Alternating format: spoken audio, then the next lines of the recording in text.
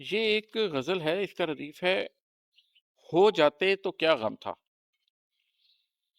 یہ اس لیے ہے کہ زندگی میں بسا اوقات آپ کو غم آتے ہیں کچھ حوالوں کی وجہ سے، اور آپ کو احساس ہوتا ہے کہ اگر وہ چیز ایسے کی بجائے ایسے ہو جاتی تو شاید وہ غم نہ رہتا۔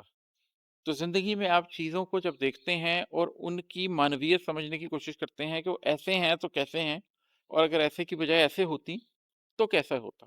تو اس کے اوپر کچھ اشعار ہیں، یہ خاص طور پر غم دوراں کے حوالے سے، دنیا کو سمجھنے کے حوالے سے بڑے اہم اشعار ہیں۔ سفر کے اندر بہت دیر سے وہ مقام آتا ہے جس کے اندر آپ اپنی ہستی کے اندر جاتے ہیں۔ پہلے جب آپ دنیا کو سمجھ رہے ہوتے ہیں، غم ہستی سے پہلے غم دوراں میں سے گزر رہے ہوتے ہیں، تو اس وقت جو کچھ تاثرات سے میں گزرا وہ میں نے اس غزل میں کچھ جگہوں پہ قلم بند کیے ہیں، وہ میں آپ کو سناتا ہوں۔ یہ ہے کہ حوالے دل کے اتنے عام ہو جاتے تو کیا غم تھا، محبت میں سبھی نیلام ہو جاتے تو کیا غم تھا۔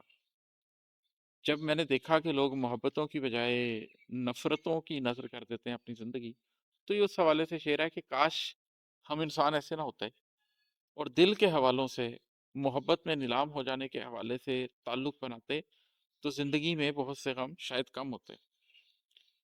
اور تھا کہ ہمیں محنت نہیں، ناکامی محنت سے وحشت ہے، کسی کوشش سے گر وہ رام ہو جاتے تو کیا غم تھا۔ بہت سے رشتوں کے حوالے سے میں نے بہت محنت کی اور مجھے اس سے کبھی وحشت نہیں ہوئی، لیکن جب اس محنت کا کوئی انجام ہوتا نہیں دیکھا تو اس سے مجھے بہت وحشت ہوئی۔